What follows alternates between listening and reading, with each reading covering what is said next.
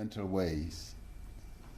As a nation, we've been forced to take aggressive action against an invincible enemy that has threatened our lives and the lives of our loved ones. We have been forced to adapt to a new way of living in a short space of time. As we enter the 5th week of an unprecedented nationwide lockdown, and as we look to the future, we should remember why we are here. The novel coronavirus, which was identified in the Chinese city of Wuhan in December last year, has spread rapidly across the world.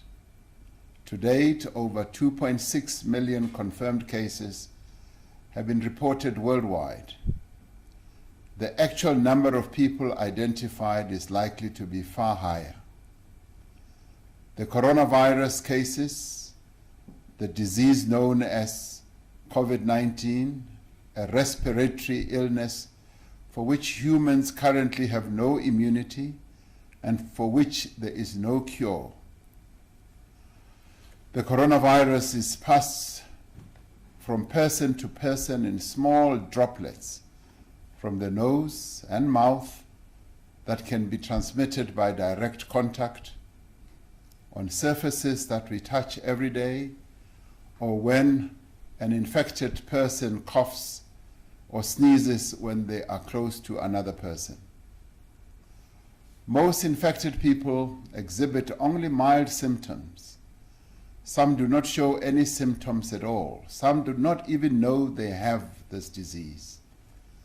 But there are people who develop severe symptoms and require hospitalization. These are usually older people and those who suffer from underlying conditions such as heart disease, diabetes, chronic respiratory disease, and cancer. For some of these people, COVID-19 is fatal. They die. Across the world, more than 185,000 people have succumbed to the disease. Here in South Africa, at least 75 people have lost their lives now. Because the coronavirus can spread so rapidly through a population, it can overwhelm even the best resourced health systems within a matter of weeks. This is what has occurred in many countries across the world. And it is precisely this that we as South Africa have gone to great lengths to prevent. Very few health systems across the world, if any, are prepared for a sudden and exponential increase in people requiring treatment for a severe respiratory illness. As a result, if the virus spreads too quickly, there are not enough hospital beds, intensive care units, ventilators, personal protection equipment, or medicines for everyone who needs them. To make matters worse, people who are suffering from other conditions or need emergency procedures are unable to get the care that they need. And in such circumstances, many lives that could have been saved are lost. I'm reiterating these basic facts, which by now are known to many of us, because they explain the actions we have taken to date and they inform the measures I am announcing this evening. From the moment we declared the coronavirus pandemic to be a national disaster on Sunday, 15th March, our objective was to delay the spread of the virus. We have sought to avoid a massive surge in infections and an uncontrollable increase in the number of people needing medical care. Our approach has been based on the principles of social distancing, restriction of movement, and stringent basic hygiene practices. By delaying the spread of the virus, we have had time to prepare our health facilities and mobilize some of the essential medical supplies that are needed to meet the unavoidable increase in infections. And it is in doing so that we hope to save tens of thousands of lives. There is clear evidence that the lockdown has been working. Together with other measures we have taken, such as closing our borders and the changes in behavior that each of us has made, the lockdown has actually slowed down the progression of the pandemic in the country. The World Health Organization has commended and praised South Africa for acting swiftly and for following scientific advice to delay the spread of the virus. Yet, while a nationwide lockdown is probably the most effective means to contain the spread of the virus, it cannot be sustained indefinitely. Our people need to eat, they need to earn a living, companies need to be able to produce and to trade, they need to generate revenue and keep their employees in employment. We have accordingly decided that beyond Thursday, the 30th of April, we should begin a gradual and phased recovery of economic activity. We will implement what we call a risk-adjusted strategy through which we take a deliberate and cautious approach to the easing of current lockdown restrictions.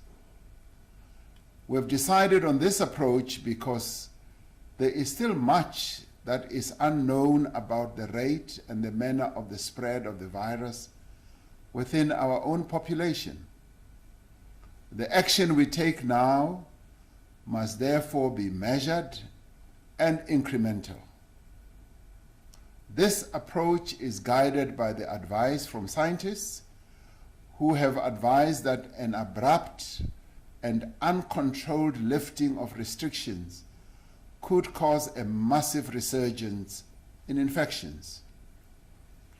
We cannot take action today that we will deeply regret tomorrow.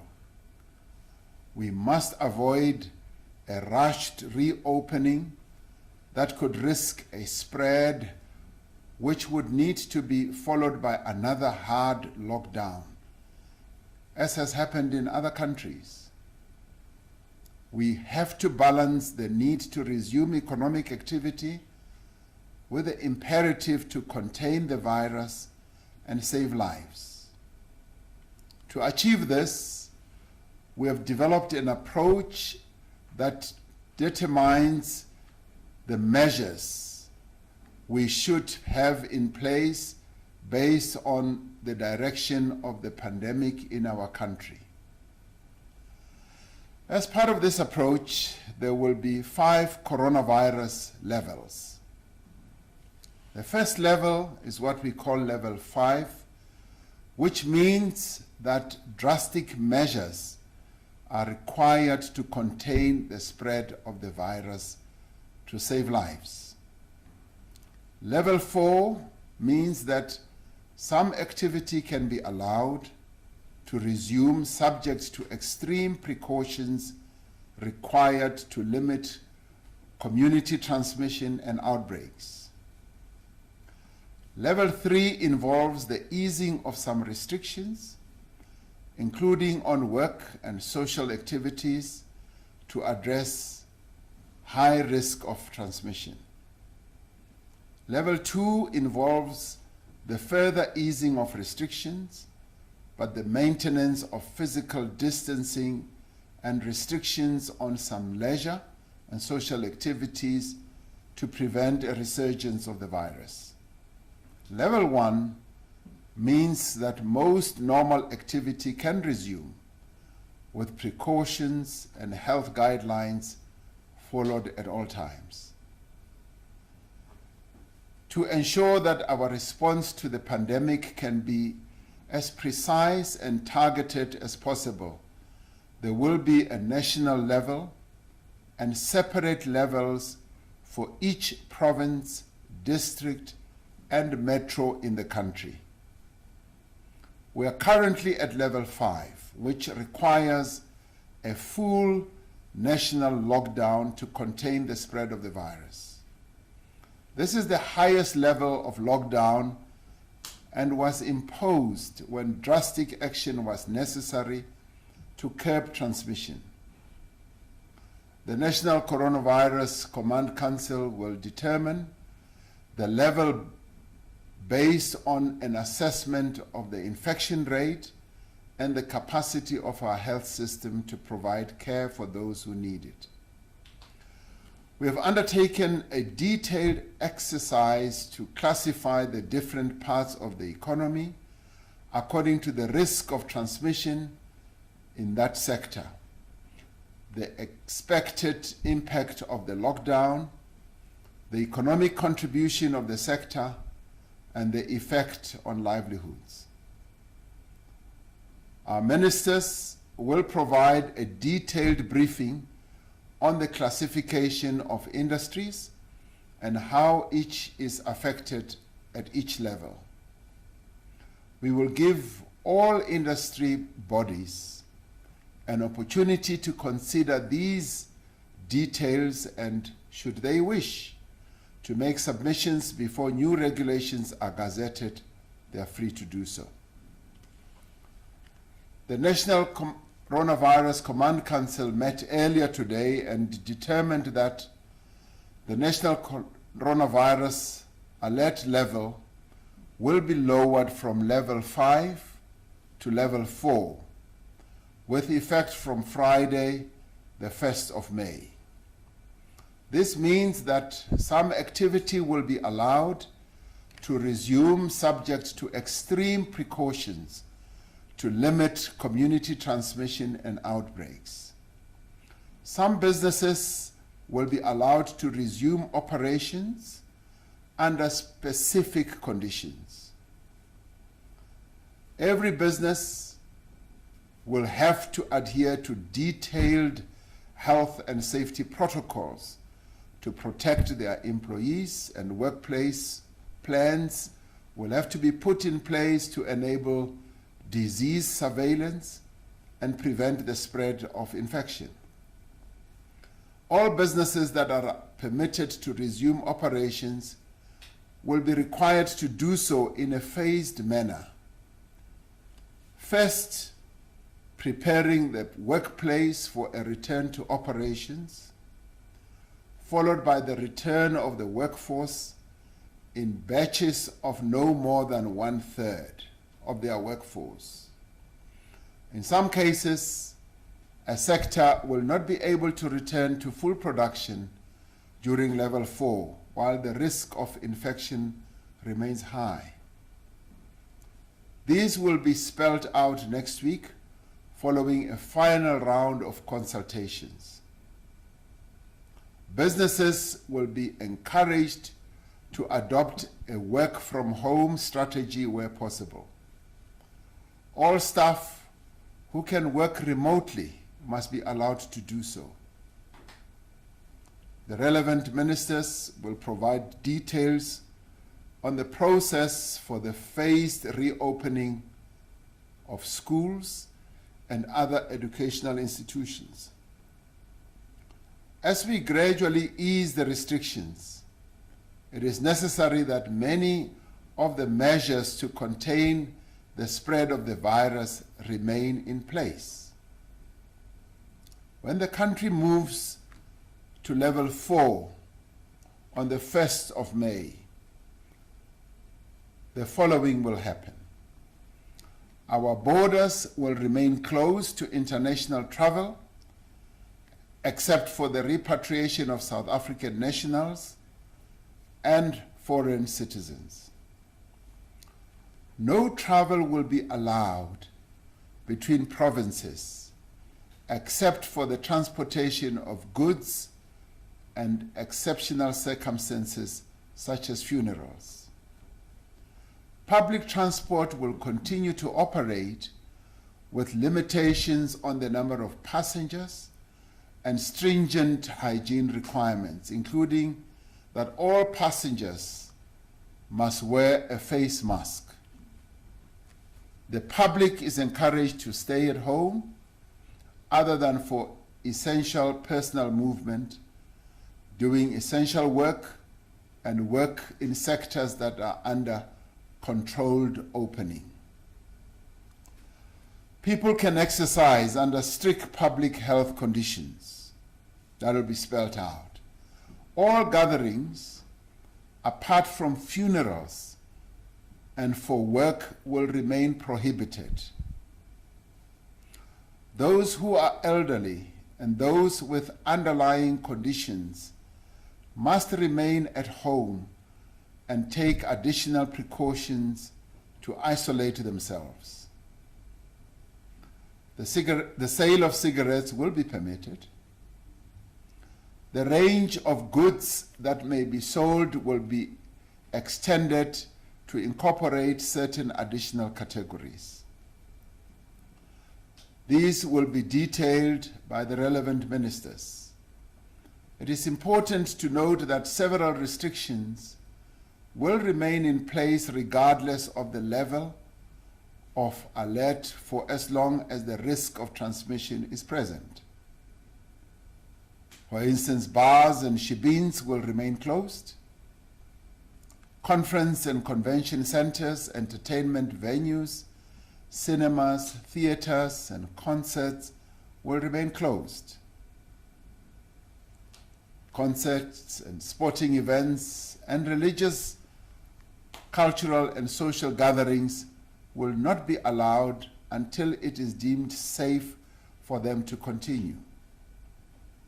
The coronavirus is spread, as we have said before, by contact between people.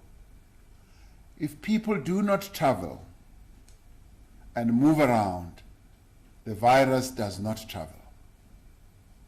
We know, for example, that just one funeral in Port St. John's in the Eastern Cape and one religious gathering in Mangaung in the Free State contributed to a spate of infections in their respective provinces.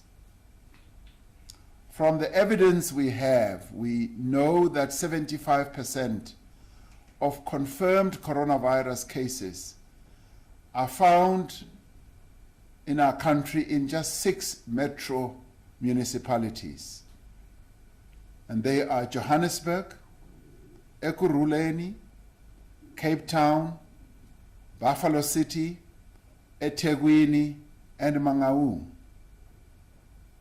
It is therefore essential that we do everything in our means to restrict the movement of people, and although it runs counter to our very nature as human beings, to reduce the contact that each of us has with each other.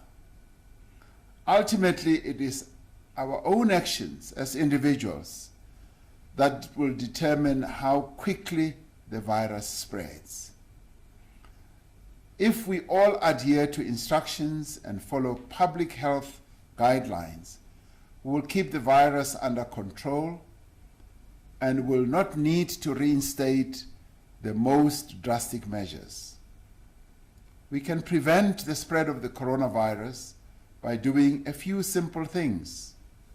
As we have said in the past, washing our hands frequently with soap and water, and the use of alcohol-based sanitizers. Keeping a distance of more than 1 meter between yourself and the next person, especially those who are coughing and sneezing. Try not to touch your mouth, your nose, and eyes because your hands may have touched the coronavirus on surfaces I know this is difficult to do, but it is a precaution that we must try and practice. When you cough or sneeze, cover your mouth and nose with your bent elbow or a tissue and dispose of the tissue right away. As we begin the easing of lockdown restrictions from the beginning of May, we are calling on all South Africans to wear a face mask whenever you leave home. Our clothing and textile industry, including small businesses, are gearing up to produce these masks on a mass scale. The extraordinary measures that we have put in place to combat the coronavirus pandemic have been matched by the extraordinary contributions of many South Africans. We pay tribute to them, the nurses, the doctors, the scientists, and the community screening field workers who are leading our public health response. We are committed to ensuring that they have all the resources they need, including adequate personal protection equipment and other recognition to undertake the work that is being asked of them. As we slowly ease the lockdown restrictions, we are substantially and rapidly increasing our public health response. We have already seen a huge increase in community screening and testing that is going on throughout the country.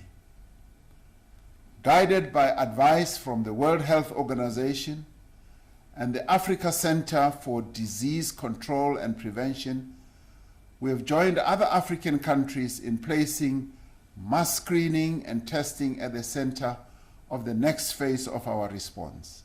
Earlier in the week, I announced an additional allocation of 20 billion rand to our health response to ensure that we have the beds, the medicine, the equipment, and personnel that are required when the country experiences the peak of infections. This evening, I also want to pay tribute to those who are providing essential services and goods, the truck, taxi, bus, and train drivers, the workers on our farms, in stores, at power stations, at water plants, at petrol stations, in the banks, in call centers, law enforcement officials, and security personnel. It is thanks to your efforts that we have been able to make such valuable progress in combating this pandemic. As part of expanding this effort, I have employed over 70,000 Defence Force personnel to assist with various parts of our coronavirus response. Until now, those Defence Force members that have been deployed have supported the South African Police Service in their responsibilities. They will continue to do so, but they will also be providing assistance in other essential areas, such as the provision of water supply, infrastructure, maintenance, and health services. This is a crucial moment in our struggle against the virus. It is a time for caution. It is also a time to act responsibly, but it is also a time for patience. There is no person who does not want to return to work and to normal life.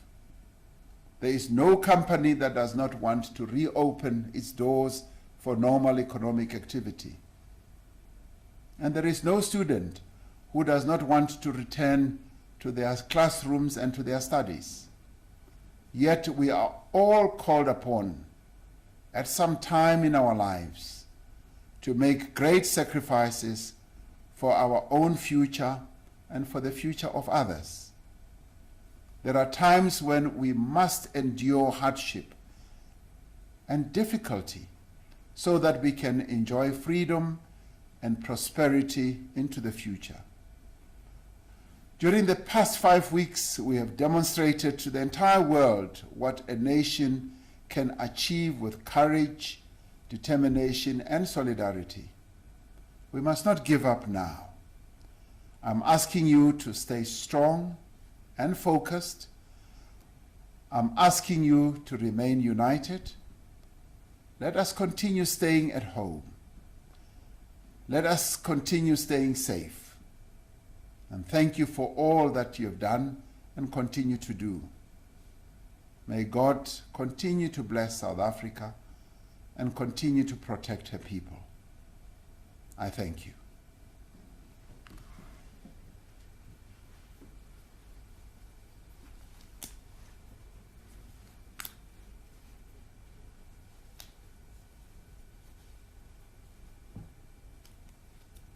Thank you.